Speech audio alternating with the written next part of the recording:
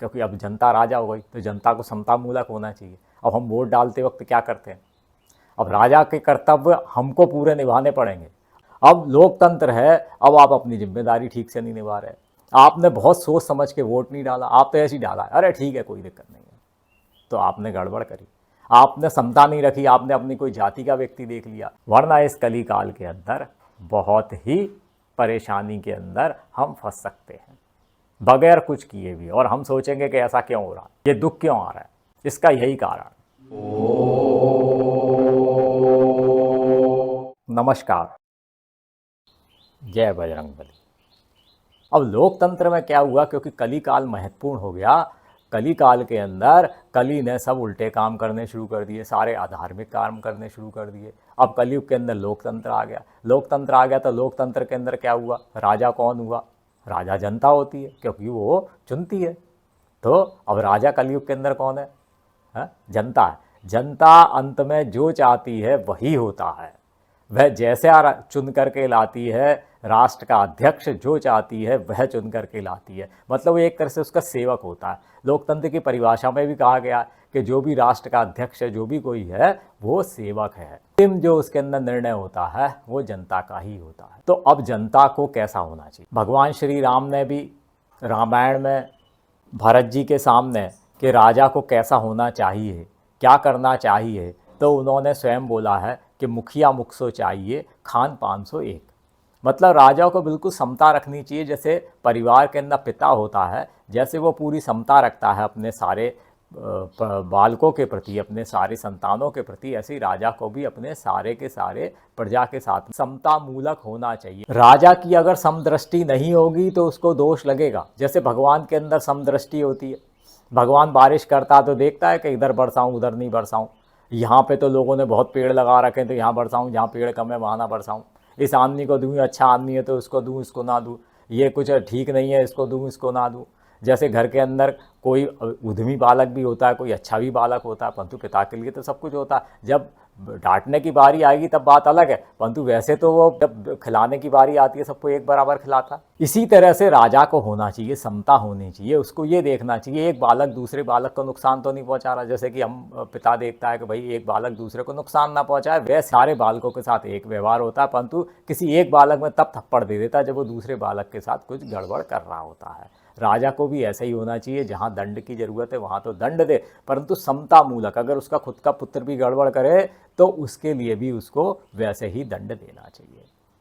अब हमको परिभाषा समझ में आ गई, राजा क्या होता है, राजा इस तरह का होता है, क्योंकि अब जनता राजा हो गई तो जनता को समता मूलक होना चाहिए। अब हम वोट डालते वक्त क्या करते हैं, अब राजा के कर्तव्य हमको पूरे निभाने पड़ेंगे।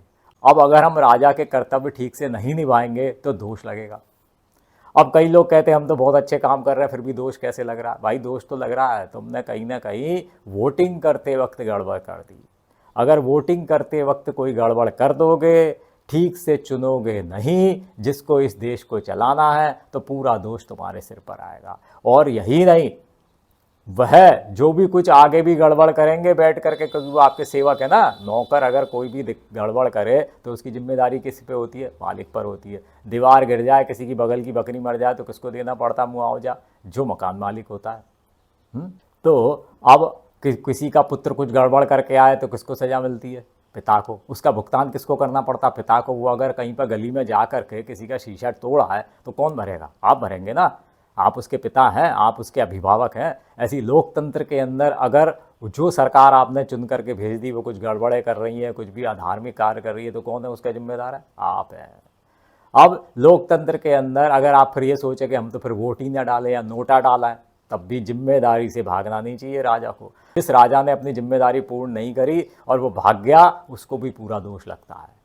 प्रजा की रक्षा करना, प्रजा का पालन करना, प्रजा के लिए सारे उसकी सुख सुविधाओं का उसका ध्यान रखना, ये सारा का सारा काम राजा का। अब अगर आपने कर्तव्य से भग गए, आप नोटा दबा करके आ गए, तो पूरा दोष आपको लगना है। या आप वोट डालने ही नहीं गए तब भी आपको पूरा दोष लगना है।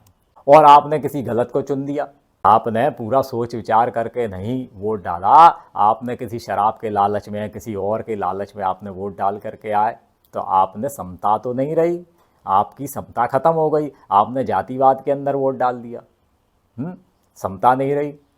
आपको तो ये चुनना है, आपको तो ये देखना है वह कार्य हो जो सबके लिए ठीक हो। सबके लिए जो ठीक हो वह कार्य करना है, जो राष्ट्र के हित में हो, जो धर्म के हित में हो। अब आपने ना राष्ट्र देखा ना धर्म देखा और आप जा कर के वोट करके आए। अब कैसी सरकार आ गई, अराष्ट्रवादी, अधार्मिक। वो क्या करेगी? वो अत्याचार करेगी। वो क्या करेगी? धर्म की हानि करेगी, धर्म को डुबो देगी। तो धर्म को डुबो देगी तो अब जिम्मेदारी किसके ऊपर आती है? इसका दोष किसको लगेगा? राजा को। राजा हैं आप। तो सारी की सारी जनता जिसने गड़बड़ करी है उन सबको ये दोष मिल रहा है। यह ठीक है कि जो कर रहा है उसको भी मिलेगा, परंतु उसको थोड़ा दंड मिलता है। जैसे कि किसी सिपाही ने राजा के आदेश से अगर किसी को मारा या किसी को दंड दिया, कुछ भी किया या उसकी गर्दन काट दी, तो दोष किसको लगेगा? जिसके आदेश से उसने काम किया, परंतु थोड़ा उसको भी लगेगा। ऐसा नहीं है कि पूरा उसको नहीं, थोड़ा उसको लगेगा। परंतु सबसे ज़्यादा दोष, 90% दोष किसको लगेगा? जिसने आदेश दिया था। तो आदेश ये गड़बड़ करने का, धर्म की हानि करने का, राष्ट्र की हानि करने का, पब्लिक को सताने का, अन्याय करने का आदेश किसने दे दिया? ये आपने दिया ना। या तो आप जिम्मेदारियों से भग गए कि आप वोट डालने ही नहीं गए, अथवा आपने नोटा दबा दिया। तो फिर क्या होगा? आप दुखी रहेंगे। आप कहेंगे मैं तो कोई बुरा काम नहीं करता, मैंने तो कभी ज़िंदगी में कोई बुरा ही काम नहीं किया। अरे भाई, ये कर तो रहे हो। लोकतंत्र के अंदर चूंकि आप राजा की जगह पर बैठे हुए हो, आपको राजा बना दिया है। देखो वो जो कली जो है वो कितना बदमाश है। मैं तभी कह रहा हूँ कलयुग जो है बहुत अच्छा भी काल है और बहुत कठिन भी काल है। सबके लिए बहुत कठिन काल है, बहुत कठिन काल है। अब लोकतंत्र है, अब आप अपनी जिम्मेदारी ठीक से नहीं निभा रहे। आपने बहुत सोच समझ के वोट नहीं डाला, आप तो ऐसे ही डाला, अरे ठीक है कोई दिक्कत नहीं है, तो आपने गड़बड़ करी। आपने समता नहीं रखी, आपने अपनी कोई जाति का व्यक्ति देख लिया, आपने कोई अपने परिवार का व्यक्ति देख लिया। आप इस लालच में डाला है कि भाई हमको आरक्षण मिलेगा, आरक्षण हमारे लिए बहुत ज़रूरी है। आपने ये नहीं देखा जब एक वर्ग को किसी को कुछ मिलेगा, दूसरे का हक छीन के ही तो मिलेगा। आपने यदि ऐसे कार्य के लिए वोट डाल दिया जिसके अंदर किसी का हक छीन रहा हो, तो जो किसी का हक छीनता है तो उसको क्या होता है? भगवान उसको कभी माफ़ नहीं करता। तो उसको बड़ा कठिन दंड मिलेगा। जो किसी का हक छीनता है उसको बहुत कठिन दंड मिलता है, सदियों सदियों तक मिलता है। आप ऐसा वोट करके आ गए कि ऐसी सरकार आकर के बैठ गई जो हक छीन रही है, तरह तरह के उल्टे सीधे कानून बना करके और जनता को प्रताड़ित कर रही है। कोई जनता का एक वर्ग दुखी होता है, कोई होता है, तो फिर क्या होगा? उसका दोष कहाँ जाएगा? 10% उनको लगेगा, 90% किसको लगेगा? आपको लगेगा। इसीलिए लोकतंत्र के अंदर जनता त्राही त्राही करती है, त्राही माम, क्योंकि गलती उसकी होती है। राजतंत्र बेहतर इसीलिए होता था क्योंकि जनता की कोई जिम्मेदारी नहीं है। जैसे घर के अंदर पिता जो भी करता है, क्या कमा के लाता है, क्या नहीं करके लाता, बच्चों को क्या मतलब? उनको सजा थोड़ी नहीं मिलेगी। पिता ने भ्रष्टाचार किया तो वही जेल जाएगा, बच्चे थोड़ी ना जाएंगे। परंतु ऐसा सिस्टम हो जहाँ पे सारे बच्चे मिल करके पिता के साथ में और कुछ गड़बड़ में किसी अपराध में शामिल हो तो सबके सब जाएंगे। फिर तो अगर बालिग होंगे तो सबके सब जाएंगे, सारे को सबको भुगतना पड़ेगा। अगर पति ने भ्रष्टाचार किया होगा, उसमें पत्नी का भी कहीं सहयोग होता तो पति पत्नी दोनों को जाना पड़ता। भले ही पति नौकरी में हो, पत्नी भले ही ना हो, परंतु दोनों को जाना पड़ेगा क्योंकि उसने उसको सहयोग कर दिया। इसी तरह से पत्नी के लिए पति ईश्वर के समान होता है, ये ठीक है।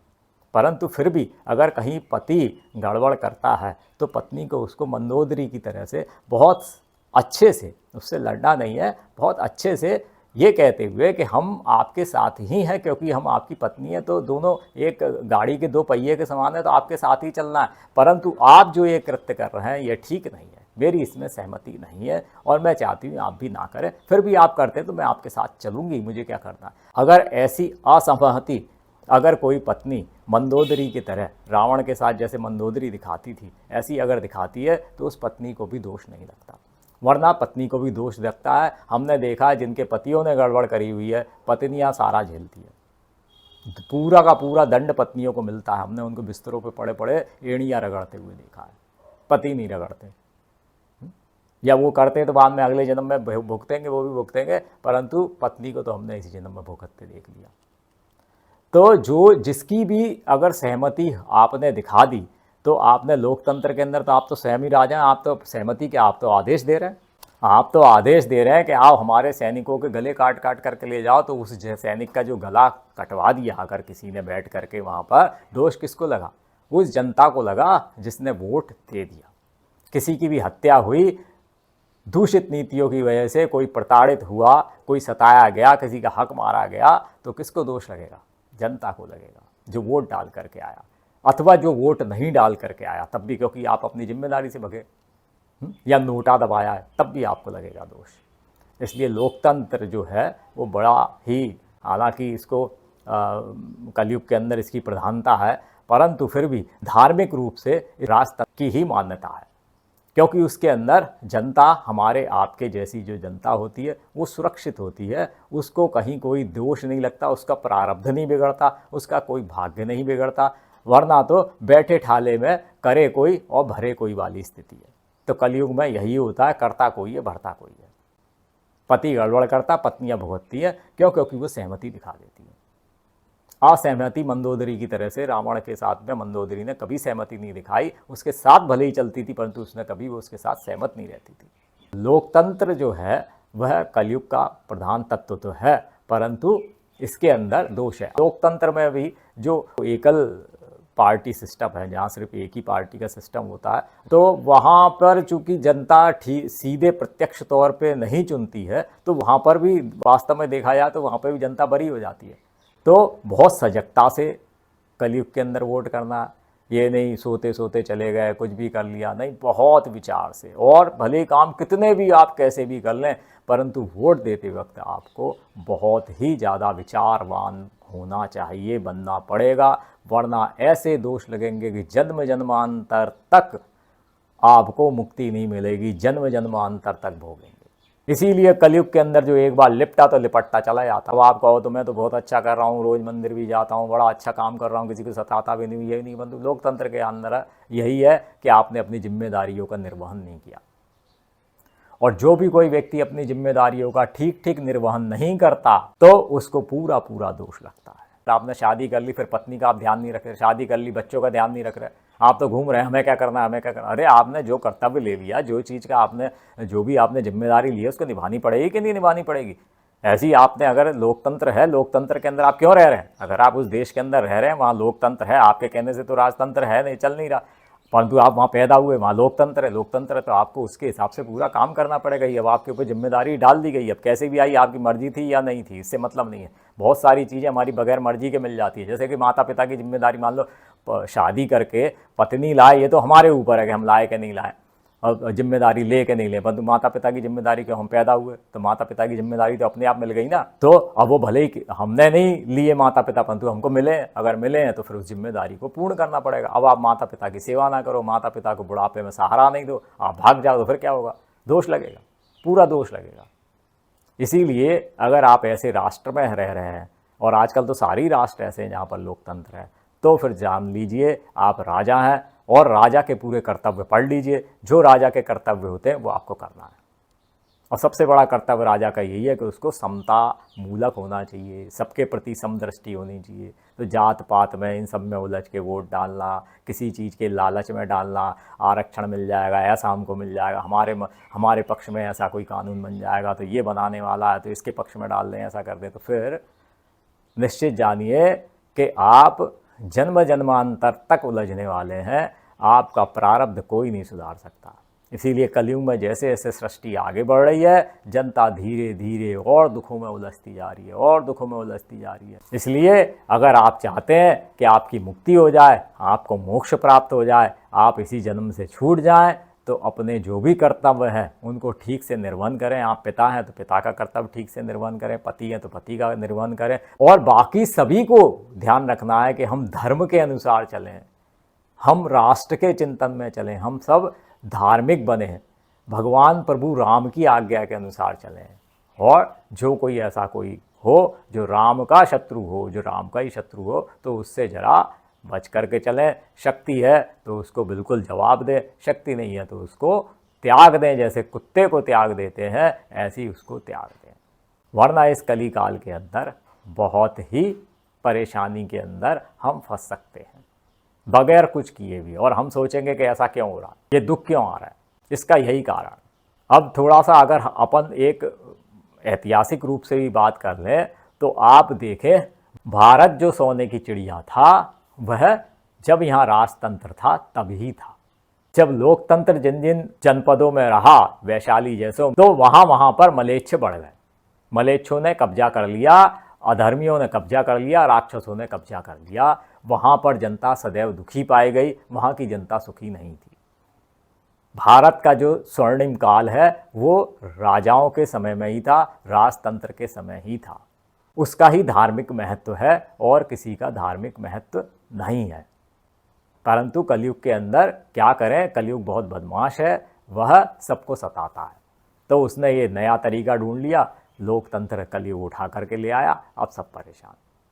तो हमको चूँकि हमारे हाथ में नहीं है, तो हमारे हाथ में जो है वह यही है कि जो हमको कर्तव्य मिल गया है उसका हम ठीक ठीक पालन करें। तो इस कली काल के अंदर जो कली का प्रभाव है जिसमें हम रह रहे हैं, उसके अंदर हमारी क्या जिम्मेदारी बनती है। कैसे छोटी सी कोई भूलों से, गलतियों से, जो हमको लगता ही नहीं है कि हमारी भूल है, और वो कितनी बड़ी भूल है, क्योंकि राजा गड़बड़ करता है तो सारा दोष मिलता है। जितने पूरे प्रजा के जितने लोग दुख उठाएंगे सबका दुख उसे मिलेगा, उस सबका उसको पाप मिलेगा सारा।